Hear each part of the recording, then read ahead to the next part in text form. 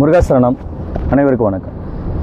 இந்த காணொளி எதை பற்றி அமைய போகுது அப்படின்னா, முழுமையான ஆன்மீகம்னா என்ன, அது எப்படி மேற்கொள்ளணும், இந்த முருக பக்தியை எப்படி நம்ம ஆட்கொண்டது, குருமார்கள் எப்படி அதை ஏற்படுத்திக்கிட்டாங்க, இது ரொம்ப முக்கியம். தெரிஞ்சுக்கணும். நிறைய அடியார்களுக்கு தெரியாததுனால தான் ரொம்ப மேலும் மேலும் இந்த கஷ்டத்திலே அனுபவிச்சுட்ருக்காங்க. இந்த நிலைப்பாடை நீங்கள் ஒவ்வொருத்தவங்களும் ஏற்படுத்திக்கிட்டிங்கன்னா உங்கள் வாழ்க்கையில் எந்த துன்பமும் எந்த துயரமும் உங்களை பாதிக்காது. அது வந்தால் கூட உங்களை பாதிக்காது. அந்த மனநிலை தான் எப்படி நீங்கள் அமைச்சிக்கணும் அப்படிங்கிறது தான் முழுமையான காணொளி. முழுமையாக பாருங்கள்.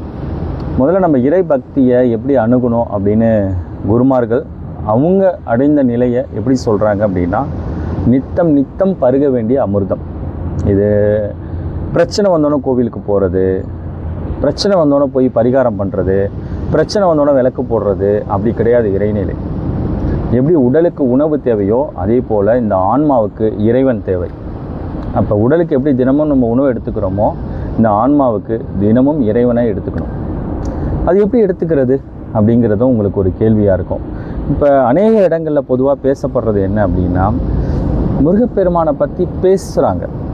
கண்டிப்பாக அது வரவேற்கத்தக்கது. ஆனால் பேசுகிறத கேட்குறதுனால மட்டுமே அந்த நிலையை நம்ம அடைஞ்சிட முடியுமா அப்படிங்கிறதும் கிடையாது. தனக்குள் இருக்கக்கூடிய ஆன்மாவை மெய்ஞான நிலை, அந்த அனுபவ நிலையை நம்ம உணரணும். அது அருணகிரிநாத சாமி அப்படி தான் உணர்ந்தாங்க. அப்படி தான் இந்த திருப்புகள் அவங்களுக்கு சித்தி செய்யப்பட்டுச்சு.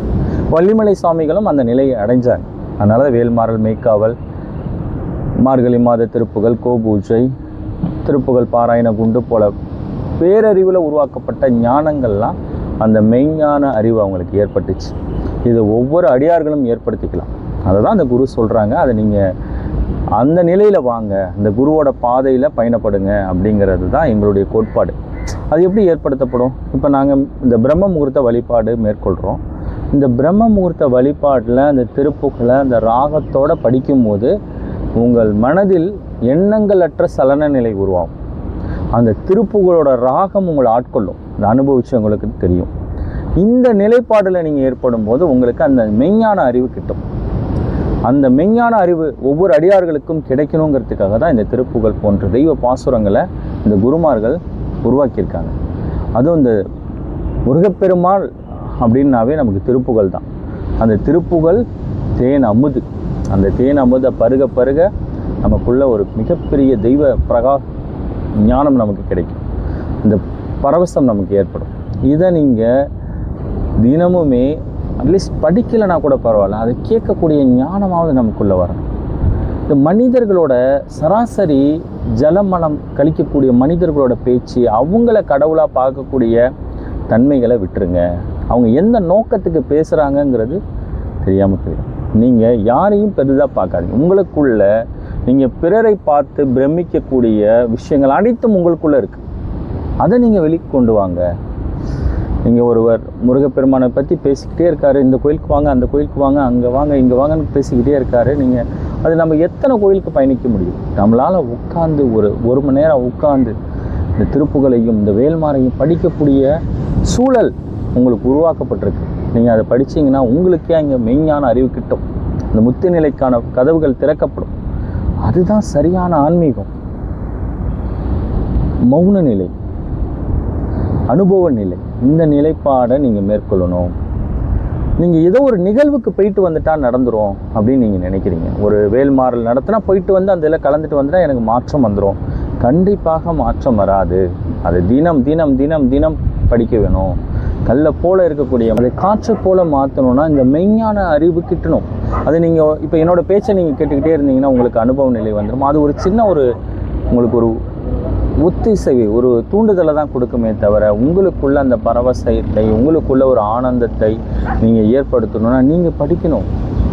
நீங்கள் வேல்மாறல் தினமுமே படிக்கணும், தினமுமே திருப்புகளை படிக்கணும், தினமுமே திருவகுப்பை படிக்கணும், அனுபூதியை படிக்கணும்.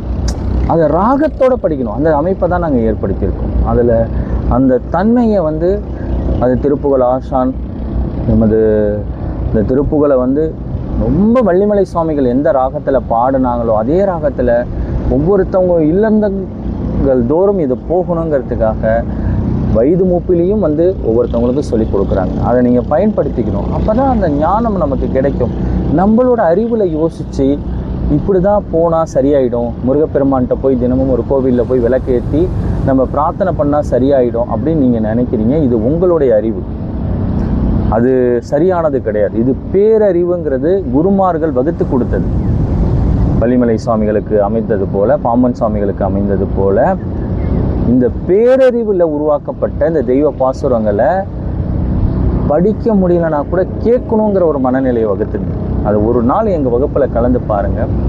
அந்த விநாயகம் ஐயா பாடக்கூடிய அந்த ராகத்தை அனுபவிச்சவங்களுக்கு தான் தெரியும் அது எவ்வளோ பெரிய பரவசத்தை அவங்க உள்ளுக்குள்ளே ஏற்படுத்துதுன்னு. பிரச்சனை பிரச்சனை பிரச்சனை தோல்றீங்க, அது எப்படி அதை சரி பண்ணுறதுக்கு ஒரு வாய்ப்பை கொடுத்தா அந்த வாய்ப்பை முழுமையாக பயன்படுத்திக்கக்கூடிய மனநிலையில் நீங்கள் இல்லை. இது உங்கள் கர்மா தடுக்குது. திருப்புகழ்ங்கிறது அருணகிரிநாத சுவாமி பாடுனது, ஆனால் அதை ஞானத்தை கொடுத்தது முருகப்பெருமான். நீங்கள் எல்லா தெய்வ பாசுரங்களும் அது உருவாக்கப்பட்டதுக்கு அப்புறம் பெயர் வைக்கப்பட்டது. ஆனால் திருப்புகழ் முருகப்பெருமான் திருப்புகழ் பாடு அப்படிங்கிற பாடுறதுக்கு முன்னாடியே பேர் வச்சுட்டார். அப்போ அந்த பாடலுக்கு எவ்வளோ சக்தி இருக்கும். அது பிரம்ம முகூர்த்த வேலையில் நீங்கள் கேட்கும் போது அதை மனசை லயப்படுத்தி அதுக்கு அனுபவிக்கும் போது அப்போ தான் உங்கள் மனம் இருக்கக்கூடிய அந்த பிரச்சனைக்குரிய மனம் விலகி தெய்வ மனம் உங்களுக்கு கிடைக்கும். தெய்வ மனம் கிடைக்கும் போது தான் உங்களுக்கு ஏற்பட்டிருக்கிற பிரச்சனைகள்லாம் விலகுது. இது அனுபவ ரீதியாக நாங்கள் பார்த்தோம். இப்போ நீங்கள் ஒரு நிகழ்வை போய் ஒரு நாள் நடத்திட்டு வந்துடுறதுனால இப்போ ஒரு 3000 பேர் ஒரு நிகழ்வில் கலந்துருக்காங்க. ஒரு வேல்மாறல் நிகழ்வு நடக்குது. அந்த நிகழ்வில் 3000 பேரும் போய் பிரச்சனைகளோடு தான் போவாங்க. திருமணமாக இருக்காது, குழந்தை பிரச்சனையாக இருக்கும், நோய் நொடி இருக்காது, நல்ல வேலை இருக்காது, ஒரு சொந்த வீடு கட்டணும், உறவு முறை சிக்கல், வேலை பார்க்குற இடத்துல நிறைய மன அழுத்தம், கணவன் மனைவிக்குள்ளே ஏற்பட்டிருக்க பிரச்சனை, இந்த மாதிரி ஏதாவது ஒரு பிரச்சனை சரி செய்யப்பட்டாதா அப்படின்னு போனவங்க தான் அந்த நிகழ்வுக்கு. அப்போ அவங்க அந்த ஆர்வத்தோடு போகிறவங்க தினமும் படித்தால் இது எனக்கு மாற்றப்படும், நானே என் பிரச்சனையை மாற்றிப்பேன், அதற்கான அத்தனை தகுதிகளும் எனக்குள் இருக்குது அப்படிங்கிறத நம்ப மாட்டாங்க. அதுதான் இங்கே வேதனைகரமான விஷயம். இங்கே இறைத்தன்மை இப்படி தான் வேலை செய்யுது. உங்களுடைய பிரச்சனையை யாரும் மாற்ற முடியாது. அது மூலம் தெரிஞ்சுங்க. நீங்கள் போய் ஒரு நெற்றிக்கட்டில் கை வச்சோ உங்கள் சரஸ்வரத்தில் கை வச்சோ ஒருத்தவங்க மாற்றிடுவாங்கன்னு நீங்கள் நம்பாதீங்க. அப்படி மாற்றப்படாது. நீங்கள் உங்களுக்கான அந்த ஆன்ம ஸ்வரூபத்திற்கான நிலைப்பாட்டை தினம் தினம் தினம் தினம் படிக்க படிக்க படிக்க தான் இது உங்களுக்கு அந்த தெய்வ மனம் கிச்சு உங்கள் பிரச்சனைகள் மாற்றப்படுது. இதை முழுமையாக இதை புரிஞ்சுக்கிட்டு வழி நடந்தவங்களுக்கு நிறைய அடியார்களுக்கு வாழ்க்கை மாறிச்சு. நிறைய பேருக்கு குழந்தை பேர் வேணும்னு கேட்டவங்களுக்கு குழந்தை கிடைச்சிச்சு, திருமணம் நடக்கணும், திருமணம் நடந்துச்சு. ஆனால் அதுக்கு கொஞ்சம் கால அவகாசம் எடுக்கும். அதை கொஞ்சம் நீங்கள் புரிஞ்சுக்கணும். அது உடனே நடக்கும் அப்படின்னா நம்ம எந்த ஒரு செயல்பாடும், நமக்கு 2 உடல் இருக்குது, சூட்சம உடம்பு, ஸ்தூல உடம்பு. இது ஸ்தூலம், சூட்சமங்கிறது நமக்கு பின்னாடி இருக்கும். அங்கே சூட்சமத்தில் வந்து தான் ஸ்தூலத்துக்கு வரும். அதற்கு ஒரு காலம் எடுக்கும். உங்களுக்கு நோயாக இருக்கட்டும், நல்லதாக இருக்கட்டும், கெட்டதாக இருக்கட்டும், எல்லாமே சூட்சமம் வந்து ஸ்தூலத்துக்கு வரும். அது வரைக்கும் நமக்குள்ள ஒரு பொறுமை வேணும். நீங்கள் திருப்புகளை படிக்க படிக்க படிக்க படிக்க முதல்ல என்ன பண்ணணும், சூட்சமத்தில் வந்து அது வேலை செய்ய ஆரம்பிக்கும். நமக்கு எப்படி அந்த சக்ராஸ்லாம் இருக்கோ அந்த சக்ராஸில் அது ஆக்டிவேஷன் ஆகி நமக்கு ஸ்தூலத்துக்கு வரத்துக்கு ஒரு குறிப்பிட்ட கால அளவு எடுக்கும்.